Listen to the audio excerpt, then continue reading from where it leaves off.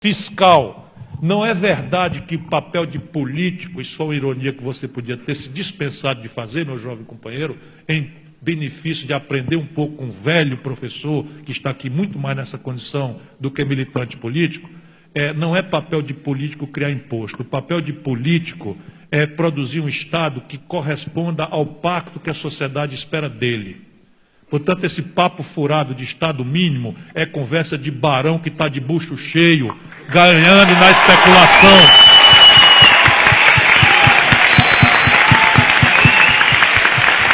O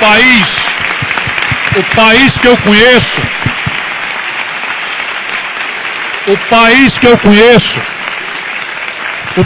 eu conheço, tem 14 milhões de famílias sem teto. Nós estamos todos aqui nesse auditório acobertados por uma climatização. Provavelmente esta noite morrerão pessoas nas ruas de São Paulo, de Florianópolis, de Curitiba, de Guarapuava, de Cascavel. Eu me sinto um assassino se eu não for uma pessoa que me lembre deles nessa noite de frio. Quem é responsável por isso não é Deus, é o Estado Nacional Brasileiro. 14 milhões de moradia é um tostão. É um tostão. O Brasil hoje tem menos leitos de hospital do que tinha há 12 anos atrás. O genocídio que se está praticando contra os pobres no Brasil, é preciso ter alguém responsável por revertê-lo. E eu acho que o Brasil tem que sair fazendo essas contas. Quanto custa um programa com prazo razoável de superação do déficit de moradia para os mais pobres, cuja característica é vencer em menos de 3 salários mínimos? Portanto, sem subsídio, sem o Estado sendo responsável, eles estão condenados a não ter acesso à moradia, que é um sintoma de cidadania moderna. Qual é a saúde pública mínima que nós temos que garantir, sob o ponto de vista de prevenção e de enfrentamento de epidemias? Eu não admito morar num país com as riquezas que eu conheço do Brasil, com 700 mil casos de malária na Amazônia por ano, 600 mil casos de dengue no Brasil por ano, e a zika, a chikungunya, criando crianças com microcefalia. Eu espero que você pense que o seu filho pode nascer assim, porque o Estado brasileiro tem sido impotente para dizimar um mosquito que na Idade Média causou esses problemas na Europa e já não se ouve mais falar deles em países como os americanos, como o México, como em vários países de economia intermediária. Então, eu já fiz essas contas. A carga tributária necessária para o Brasil, inclusive honrar um perfil sadio do seu endividamento, depois de auditado e termos clareza de qual é a correspondência dessa dívida, porque há muita roubalheira nela, com informação privilegiada, com a mudança de tática entre títulos pré e títulos pós-fixados. Eu vou explicar para vocês o que é. É assim, a próxima reunião do Copom, que é o Comitê de Política Monetária do Banco Central, vai definir que os juros brasileiros vão cair. Anotem o que eu estou dizendo para vocês. Então, eu não sou profeta, eu conheço eles todos. Sou o único ex-ministro da Fazenda que nunca aceitou ir trabalhar para banco. O único, né? Então, eles vão começar a derrubar a taxa de juros. Hoje, como a taxa de juros está muito em alta, todos os títulos do Banco Central, com Fernando Henrique, com Lula e com Dilma, igualzinho. Todos os títulos do Banco Central, com a taxa de juros em alta, são pós-fixados. Ou seja, eu emito o título na taxa de juros. Ele falou que a Dilma fez o juro descer a 7,5%. Naquela data que o juro estava a 7,5%, todos os títulos do Banco Central passaram a ser pós-fixados. Ou seja, todas as vezes que eu aumentei o juro, o camarada que tinha o título emitido há um ano atrás, ganhou na cláusula de taxa de juro flutuante o aumento do juro. Ele emprestou 100 a juros de 7,5. Porém, assinado na letrinha pequenininha, que se o juro aumentar, o governo brasileiro paga para ele o aumento do juro. Agora, como o juro vai cair, o Banco Central inverte e passa a vender só título pré-fixado. Significa o seguinte, que o cara vai pegar hoje R$1.000 de título público com juro de 14,25%, e se o juro descer para 13% daqui a um ano, como vai descer ou menos, eles têm que fazer isso para esconjurar uma crise bancária que está na iminência de acontecer, porque ninguém mais está pagando ninguém, pela estupidez de derrubar a receita brasileira e derrubar a atividade econômica, eles vão ganhar com o juro fixado lá em cima. Compreenderam? Vou explicar de novo. Quando ele... Não, vocês estão entendendo? Se eu estou com o juro baixo e o juro tem uma tendência de aumentar, eu clausulo os títulos todos com pós. Então eu vendo a 7,5, mas se subir eu pago a diferença.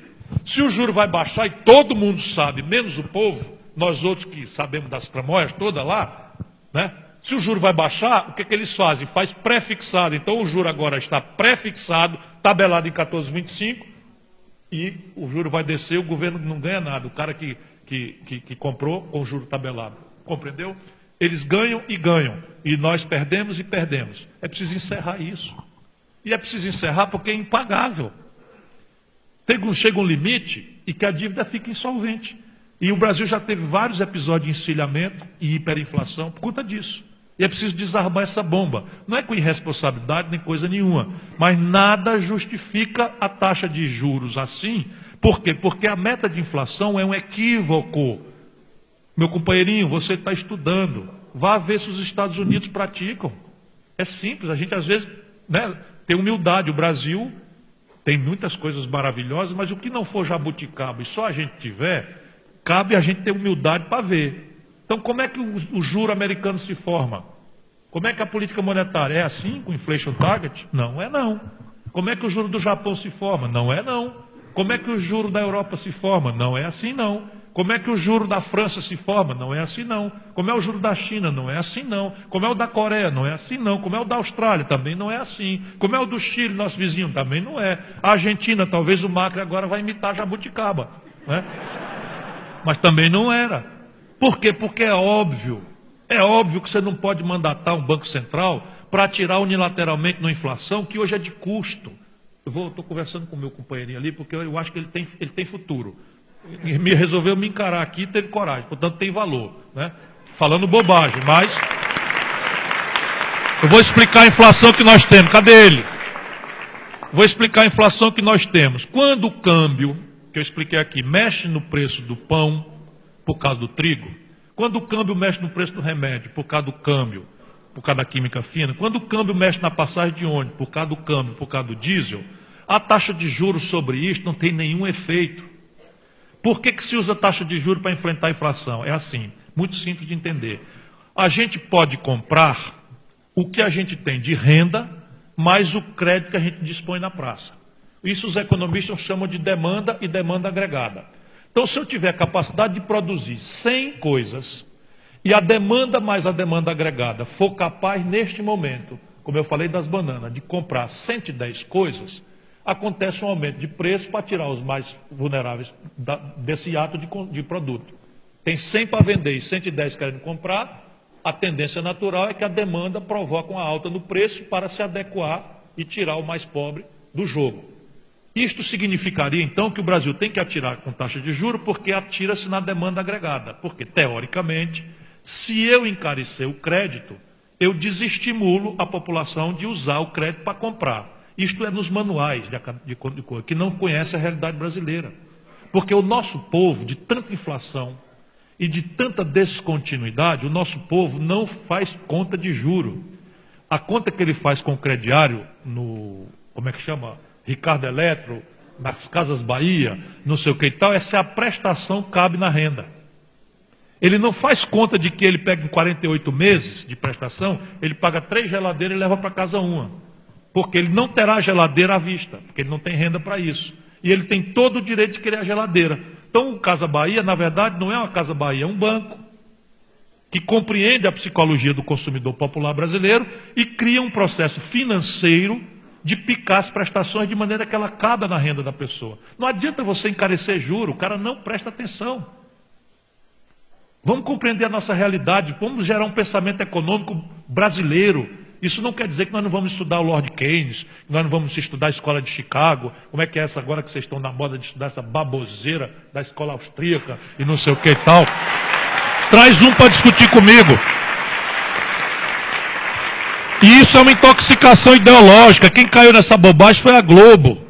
Só para vocês verem que não é um problema de manipulação. A Globo tomou dólar emprestado a 1 por 1 no governo Fernando Henrique para investir num negócio não tradable, ou seja, não comercializável em dólar, que é sinal de TV a cabo, a NET.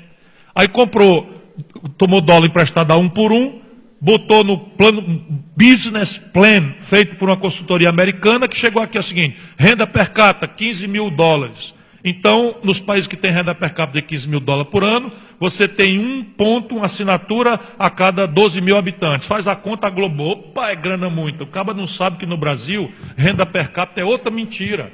Porque aqui a desigualdade de renda é tão desconhecida dos manuais de economia, que é como você botar a cabeça no forno, pé na geladeira e apurar a temperatura na barriga. Esse dado não vale nada. Esse dado não vale nada. Resultado, deu 1/10 dos pontos, os caras do tal Business Plan, da consultoria a norte-americana, não sabem o que é gato, né? E a gente tem que saber qual é a margem de gato, que é muito relevante, né, no Rio de Janeiro. E aí o que aconteceu? Veio a desvalorização do câmbio, a Globo quebrou. Por essas baboseiras ideológicas, essas intoxicações que insultam a nossa própria inteligência. Como é que eu tomo dinheiro emprestado numa moeda para vender meu serviço noutra moeda? Sujeita, como obviamente, a oscilações que vão descalibrar o meu negócio. E os caras fizeram, portanto, o problema da Globo não é de manipulação, é problema de burrice e intoxicação ideológica. E alinhamento internacional. E ela vai fazendo escola. E a gente tem que se livrar disso, não é para concordar. O liberalismo, eu conheci os liberais brasileiros, eu tenho amigos, tinha amigos maravilhosos. O professor Roberto Campos, não, é porque ele morreu. Professor Roberto Campos, nós saímos discutindo, nós fomos discutir em Oxford, na Inglaterra, um seminário produzido por ING Barings, eu, né, centro-esquerda e tal, e ele direita, mas um cara brilhante, porra, aí você aprende, o cara conversa, aí tem uma conversa e tal, e agora eu quero advertir que não tem mais nenhum.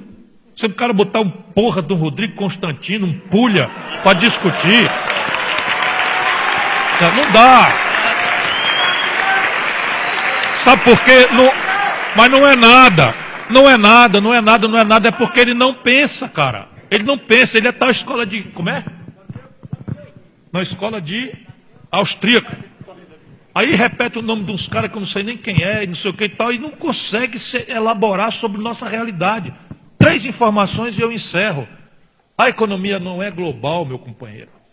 A única coisa globalizada é a informação de um padrão ideal, idealizado, referido à nossa felicidade estúpida.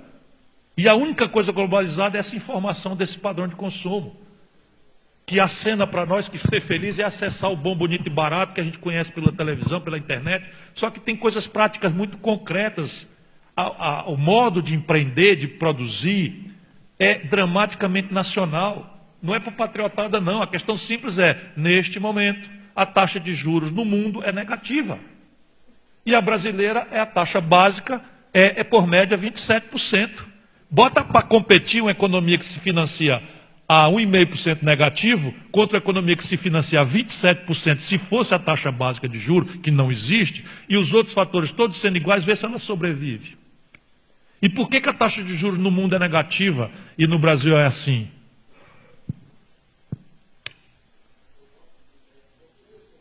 Você pode pedir, aí agora você vai bancar o risco cambial. Então tem que imputar no seu empréstimo estrangeiro o custo do hedge. Aí você vai de novo para qual é a taxa? O risco Brasil agora vai te dar uma taxa de juros estrangeira que não é a deles, a negativa. O risco Brasil, por conta do galope da dívida, por essa política monetária imbecil que estamos praticando, a taxa de juros para o Brasil não é negativa. Nós estamos já caindo no rate, como você deve estar bem informado, e ainda tem que imputar no seu custo o adicional do hedge da variação cambial, que foi o que a Globo não fez e quebrou. Percebe? A vida é dura, meu companheiro. Mas eu tenho outra assimetria, a tecnologia. O nosso padrão de consumo idealizado exige inconscientemente o último estágio de domínio tecnológico. E a tecnologia não é um domínio global. Crescentemente, não é decrescentemente, crescentemente a tecnologia sensível que importa é dramaticamente um domínio nacional. Vou dar um exemplo prático para vocês, para a gente sair da retórica, para a gente pensar com a nossa própria cabeça. Nós somos um de 8 países no mundo que sabe montar um avião, a Embraer. Pois outro dia, na Venezuela, ainda quando o Chaves era vivo, resolveu encomendar 16 Super Tucanos do Brasil. As ações da Embraer subiram 32%. A Embraer fez um edital para contratar mais 600 garotos nossos, ultra bem formados, pagando salários competitivos internacionalmente. E a notícia saiu no Wall Street Journal, um rodapézinho. Tem paciência aí. Se botar a gente para frente, vai bater boca lá fora na coisa. Eu estou gostando do auditório, tem paciência um pouquinho. Na verdade, acabei de receber a notícia de que o Pode técnico aí nos autorizou a esticar. Então vamos mais até meia de hora. manhã aqui hoje, quem quiser ficar discutindo. Então aí, vamos lá. Saiu a notícia da encomenda da Venezuela, e não precisa o governo se meter não, porque os americanos estão se sofisticando. Como eles têm a maior encomenda a pretexto de defesa e a maior encomenda a pretexto aeroespacial, não precisa ter lei. Ele diz para a firma lá, ó, essa aviônica aqui, você tem que ter a faculdade de embargo se ela for transferida a terceiros mercados inconvenientes a nós. Não está na lei nenhuma.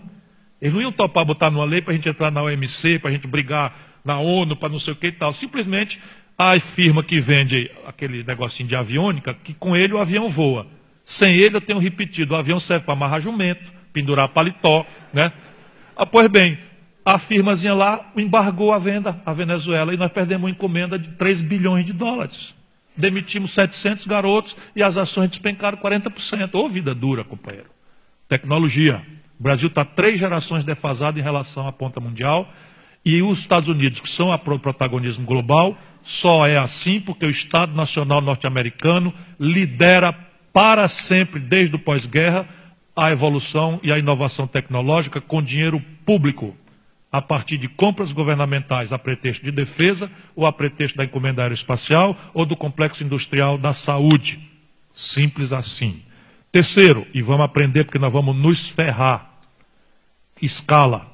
No Brasil, 7 em cada 10 empregos são germinados por pequenas empresas. Característica básica, pequena escala. O mundo, as vanguardas mundiais globalizadas, tendem a se apresentar para a competição por mega escala. A China vai fazer o planeta Terra tremer. E o Brasil, que tem complementariedades muito criticamente vulneráveis na competição com a China, vai se ferrar. Já está se ferrando. Por quê? Porque a indústria têxtil, não é, que Santa Catarina já teve no passado relevância, a indústria calçadista, que o Sul teve relevância, estou falando de coisas concretas de vocês aqui, do Ceará, simplesmente não aguenta a competição de escala. Porque a China tem uma unidade de produção de calça jeans que produz 1 bilhão de unidades por mês. O custo de produção, porque os custos fixos são relativizados de forma dramática, e a rentabilidade média por unidade de produto ou serviço desce a fração de centavo. De maneira que, invariavelmente, segurem essa daí para a gente pensar.